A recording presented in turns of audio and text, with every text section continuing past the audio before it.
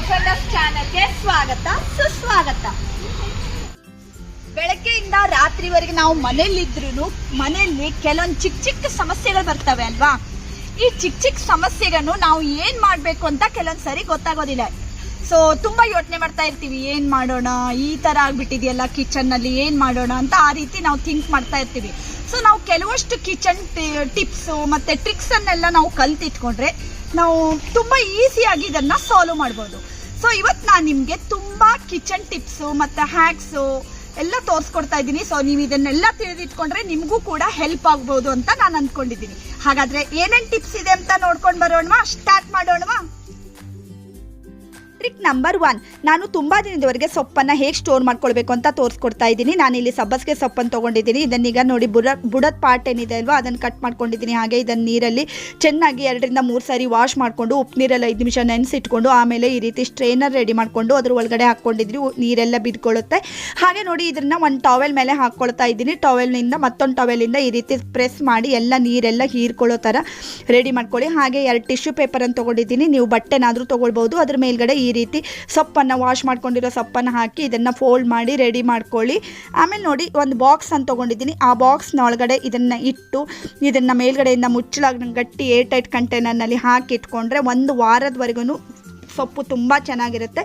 ನೋಡಿ ಫ್ರೆಂಡ್ಸ್, 1 ವಾರದ ನಂತರ ನಾನು ನಿಮಗೆ ತೋರಿಸ್ಕೊಡ್ತಾ ಇದ್ದೀನಿ ಎಷ್ಟು ಫ್ರೆಶ್ ಆಗಿದೆ ಸೊಪ್ಪು ಅಂತ. ನೀವೇ ನೋಡ್ತಾ ಇದ್ದೀರಾ ಫ್ರೆಂಡ್ಸ್, ನೋಡಿ ಎಷ್ಟು ಸೂಪರ್ ಆಗಿದೆ.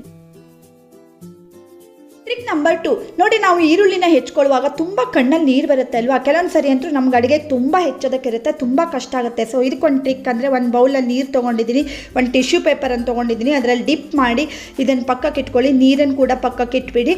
ಈಗ ನೋಡಿ ಈರುಳ್ಳಿನ ಕಟ್ ಮಾಡಿಕೊಂಡ್ರೆ ಎಷ್ಟು ಬೇಕಾದರೂ ಈರುಳ್ಳಿನ ಹೆಚ್ಬೋದು, ಸ್ವಲ್ಪನೂ ಕಣ್ಣಲ್ಲಿ ಕೂಡ ನೀರು ಬರೋದಿಲ್ಲ. ಟ್ರಿಕ್ ನಂಬರ್ 3, ನೋಡಿ ನಾನು ಹಸಿಮೆಣಸಿನಕಾಯಿ ಈ ರೀತಿ ಚೊಟ್ಟನ್ನು ತೆಗೆದಿಟ್ಕೊಳ್ತಾ ಇದ್ದೀನಿ. ಚೊಟ್ಟನ್ನು ತೆಗೆದಿಟ್ಕೊಂಡ್ರೆ ತುಂಬ ದಿನ ನಾವು ಇಟ್ಕೊಳ್ಬೋದು. ಹಾಗೆ ನೋಡಿ ಈ ರೀತಿ ಹಸಿಮೆಣಸನ್ನು ನಾವು ಹೆಚ್ಕೊಂಡಾಗ ಏನಾಗುತ್ತೆ, ಕೆಲವೊಬ್ಬರಿಗೆ ಕೈ ತುಂಬ ಘಮಿತಿದೆ ಅಲ್ವಾ. ಸೊ ನನಗೂ ಅಷ್ಟೇ ತುಂಬ ಘಮಿತಿದೆ ಹಸಿಮೆಣಸನ್ನು ಹೆಚ್ಕೊಂಡಾಗ. ಸೊ ನಾನು ಇದೇ ಟ್ರಿಕ್ಕನ್ನು ಯೂಸ್ ಮಾಡ್ಕೊಳ್ತೀನಿ. ಒಂದು ಬೌಲ್ಗೆ ಕೈ ಎಷ್ಟು ಬಿಸಿ ಹಿಡಿಸುತ್ತೆ ಅಷ್ಟು ಬಿಸಿ ನೀರನ್ನು ಹಾಕ್ಕೊಳ್ಳಿ. ಅದಕ್ಕೆ 1 ಚಮಚ ಸಕ್ಕರೆನ ಹಾಕ್ಕೊಳ್ಳಿ ಮತ್ತು ಒಂದು ಅರ್ಧ ಕಪ್ನಷ್ಟು ಹಾಲನ್ನು ಹಾಕ್ಕೊಳ್ಳಿ. ಆಮೇಲೆ ಕೈ ಇದರಲ್ಲಿ ಒಂದು 6 ರಿಂದ 7 ನಿಮಿಷದವರೆಗೆ ಡಿಪ್ ಮಾಡಿ ಇಟ್ಕೊಳ್ಳಿ. ಈ ರೀತಿ ಕೈಗೆಲ್ಲ ಡಿಪ್ ಮಾಡಿ ಇಟ್ಕೊಂಡ್ರೆ ಕೈ ಗಮಿಯೋದು ತುಂಬ ಬೇಗ ಕಡಿಮೆ ಆಗುತ್ತೆ, ತುಂಬ ರಿಲೀಫ್ ಆಗುತ್ತೆ. ಟ್ರಿಕ್ ನಂಬರ್ 4 ತೋರಿಸ್ಕೊಡ್ತಾ ಇದ್ದೀನಿ. ನೋಡಿ ಫ್ರೆಂಡ್ಸ್, ನಾವು ಟೀ ಮಾಡ್ಕೊಂಡಾಗ ಈ ರೀತಿ ಸೊಪ್ಪೇನಿರುತ್ತಲ್ವ ಇದನ್ನು ಖಂಡಿತ ವೇಸ್ಟ್ ಮಾಡೋದಕ್ಕೆ ಹೋಗಬೇಡಿ. ದಿನ ಒಂದಷ್ಟು ಇದನ್ನು ಕಲೆಕ್ಟ್ ಮಾಡಿಟ್ಕೊಂಡು ಸೇವಂತಿಗೆ ಗಿಡ ಏನಿರುತ್ತಲ್ವ, ನೀವು ಸೇವಂತಿಗೆ ಗಿಡಕ್ಕೆ ಇದನ್ನು ಡೈಲಿ ಹಾಕ್ಕೊಳ್ಳೋದ್ರಿಂದ ಸೇವಂತಿಗೆ ಹೂವು ತುಂಬ ಚೆನ್ನಾಗಿ ಬರುತ್ತೆ. ನೋಡಿ ಫ್ರೆಂಡ್ಸ್, ನಾನು ತೋರಿಸ್ಕೊಡ್ತಾ ಇದ್ದೀನಿ ಎಷ್ಟು ಚೆನ್ನಾಗಿ ಸೇವಂತಿಗೆ ಹೂವು ಆಗಿದೆ. ಇದೇ ಟ್ರಿಕ್ಕನ್ನು ನೀವು ಖಂಡಿತ ಯೂಸ್ ಮಾಡಿ, ತುಂಬ ಹೆಲ್ಪ್ ಆಗುತ್ತೆ. ಟ್ರಿಕ್ ನಂಬರ್ 5, ನೋಡಿ ಫ್ರೆಂಡ್ಸ್, ಈ ರೀತಿ ನಾವು ಟೀಯನ್ನು ಸೋಸ್ಕೊಂಡಾಗ ಈ ಸೌಟನ್ನು ಕೆಲವೊಂದು ಸರಿ ನಾವು ಹಾಗೆ ಇಟ್ಬಿಡ್ತೀವಿ ಅಲ್ವಾ. ಇದರಿಂದ ಏನಾಗುತ್ತೆ, ಅದರ ಹೋಲ್ಸ್ ಎಲ್ಲ ಕಟ್ಕೊಂಡ್ಬಿಡುತ್ತೆ. ಸೊ ಏನು ಮಾಡಬೇಕು ಅಂತ ನಾನು ಇವತ್ತು ನಿಮಗೆ ತೋರಿಸ್ಕೊಡ್ತಾ ಇದ್ದೀನಿ. ಈ ರೀತಿ ಇದನ್ನು ಒಂದು ಸಾರಿ ಚೆನ್ನಾಗಿ ವಾಶ್ ಮಾಡ್ಕೊಳ್ಳಿ.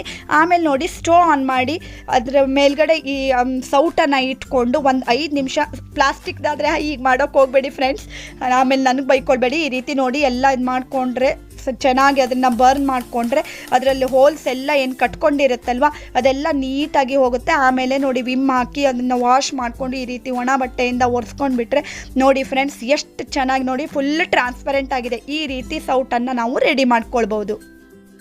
ಟ್ರಿಕ್ ನಂಬರ್ 6, ನೋಡಿ ನಾವು ಡೈಲಿ ಯೂಸ್ ಮಾಡುವಂಥ ಗ್ಲಾಸ್ ಬೌಲ್ ಏನಾಗುತ್ತೆ ತುಂಬ ಹಳೇತಾಗಿರೋ ಥರ ಅನಿಸುತ್ತೆ ಅಲ್ವಾ. ಸೊ ಅದಕ್ಕೆ ಏನು ಮಾಡಬೇಕು ಅಂತ ತೋರಿಸ್ಕೊಡ್ತಾ ಇದ್ದೀನಿ. ನೋಡಿ ಕೈ ಹಾಕುವಷ್ಟು ಬಿಸಿ ಇರುವಂಥ ನೀರನ್ನು ತೊಗೊಳ್ಳಿ. ಹಾಗೆ ಅದ್ರ ಒಳಗಡೆ ಈ ಗ್ಲಾಸ್ ಏನು ಐಟಮ್ ಇರುತ್ತಲ್ವ ಅದನ್ನು ಹಾಕ್ಕೊಳ್ಳಿ. ಒಂದು ಸ್ವಲ್ಪ ವಿನೆಗರ್ ಹಾಕಿ ಇದನ್ನು ಚೆನ್ನಾಗಿ ಮಿಕ್ಸ್ ಮಾಡಿ ಒಂದು 10 ರಿಂದ 15 ನಿಮಿಷ ಹಾಗೆ ಇಟ್ಕೊಳ್ಳಿ. ಆಮೇಲೆ ನೋಡಿ ಏನು ಮಾಡಬೇಕು ಅಂತ ತೋರಿಸ್ಕೊಡ್ತೀನಿ. ಆಮೇಲೆ ನೋಡಿ ಈ ಗ್ಲಾಸ್ ಬೌಲನ್ನು ತೆಗೆದು ವಿಮ್ಮಲ್ಲಿ ಚೆನ್ನಾಗಿ ವಾಶ್ ಮಾಡಿಕೊಂಡು ಈ ರೀತಿ ಡ್ರೈ ಕ್ಲಾತಿಂದ ಇದನ್ನು ಚೆನ್ನಾಗಿ ಒರೆಸ್ಕೊಂಡ್ಬಿಡಿ. ನೋಡಿ ಎಷ್ಟು ಪಳ ಹೊಳೆಯುವಂಥ ಹೊಸ ಬೌಲು ರೆಡಿ ಆಯಿತು.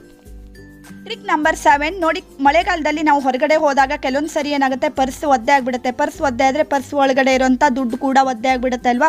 ಸೊ ಏನು ಮಾಡಬೇಕು ಅಂತ ನಾನು ತೋರಿಸ್ಕೊಡ್ತಾ ಇದ್ದೀನಿ. ಒಂದು ಟವೆಲನ್ನು ಹಾಸ್ಕೊಳ್ಳಿ, ಅದ್ರ ಮೇಲೆ ಒದ್ದೆ ಆಗಿರುವಂಥ ನೋಟನ್ನು ಈ ರೀತಿ ಇಟ್ಕೊಳ್ಳಿ. ಹಾಗೆ ಮೇಲ್ಗಡೆಯಿಂದ ಮತ್ತೆ ಟವೆಲ್ ಹಾಕ್ಕೊಳ್ಳಿ, ಇದ್ರ ಮೇಲೆ ಐರನ್ ಮಾಡ್ಕೊಳ್ಳಿ. ಮಕ್ಕಳಿಲ್ಲ ಅಥವಾ ನಿಮ್ಗೆ ಅರ್ಜೆಂಟ್ ಇಲ್ಲ ಅಂತಾದರೆ ಫ್ಯಾನ್ ಕೆಳಗಡೆ ಕೂಡ ನೀವು ಹಾಕಿಟ್ಕೊಂಡು ಡ್ರೈ ಮಾಡ್ಕೊಳ್ಬೋದು. ಈ ರೀತಿ ಮಾಡಿದ್ರೆ ಇಮ್ಮಿಡಿಯೇಟಾಗಿ ಡ್ರೈ ಆಗುತ್ತೆ. ಹಾಗೆ ನೋಡಿ ಆಮೇಲೆ ನೋಟ್ ಮೇಲಿಂದ ಕೂಡ ಈ ರೀತಿ ಐರನ್ ಮಾಡ್ಕೊಳ್ಳಿ. ನೋಡಿ ಎಷ್ಟು ಗರಿ ಆಗಿರುವಂಥ ನೋಟ್ ಈಗ ರೆಡಿ ಆಯಿತು. ಟ್ರಿಕ್ ನಂಬರ್ 8 ನೋಡಿ, ಮಳೆಗಾಲದಲ್ಲಿ ಸಕ್ಕರೆ ಮತ್ತು ಉಪ್ಪೆಲ್ಲ ಏನಾಗುತ್ತೆ, ಈ ರೀತಿ ಬಾಟ್ಲಲ್ಲಿರುವಂಥ ಉಪ್ಪೆಲ್ಲ ಕೆಳಗಡೆ ಬೀಳೋದೇ ಇಲ್ಲ ಅಲ್ವಾ. ಎಷ್ಟು ಮಾಡ್ರೂ ಈ ಫುಲ್ ಮುದ್ದೆ ಥರ ಆಗಿಬಿಡುತ್ತೆ. ನೋಡಿ ತೋರಿಸ್ಕೊಡ್ತಾ ಇದ್ದೀನಿ. ನೋಡಿ ಈ ರೀತಿ ಬಾಟ್ಲಲ್ಲಿರುವಂಥ ಉಪ್ಪು ಬೀಳೋದಿಲ್ಲ ಅಲ್ವಾ. ಏನು ಮಾಡಬೇಕು ಅಂತ ತೋರಿಸ್ಕೊಡ್ತೀನಿ. ಫಸ್ಟಾಗಿ ನೀವು ಸಕ್ಕರೆನ ಗ್ಲಾಸ್ ಡಬ್ಬಿನಲ್ಲೇ ಇಟ್ಕೊಳ್ಬೇಕು. ಮತ್ತು ಅದರೊಳಗೆ ನೋಡಿ, ನಾನು ಇದ್ರ ಒಳಗಡೆ ಒಂದು ಲವಂಗನ ಕೂಡ ಹಾಕಿಟ್ಕೊಂಡಿದ್ದೀನಿ. ನೀವು ಲವಂಗ ಹಾಕಿಟ್ಕೊಳ್ಳೋದ್ರಿಂದ ಇರುವೆ ಕೂಡ ಬರೋದಿಲ್ಲ.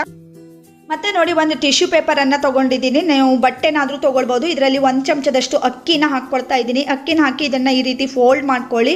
ಫೋಲ್ಡ್ ಮಾಡಿ ಇದ್ರ ಮೇಲ್ಗಡೆಯಿಂದ ಒಂದು ದಾರನಾದರೂ ಓಕೆ, ಇಲ್ಲಾಂದರೆ ರಬ್ಬರ್ ಬ್ಯಾಂಡ್ ಆದರೂ ಓಕೆ.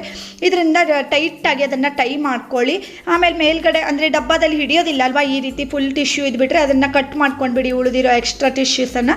ಈ ರೀತಿ ಗಂಟನ್ನು ನೋಡಿ ಸಕ್ಕರೆ ಡಬ್ಬಿಯಲ್ಲಿ ಹಾಕಿಟ್ಕೊಳ್ಳೋದ್ರಿಂದ ಸಕ್ಕರೆ ಮುದ್ದೆ ಆಗೋದಿಲ್ಲ.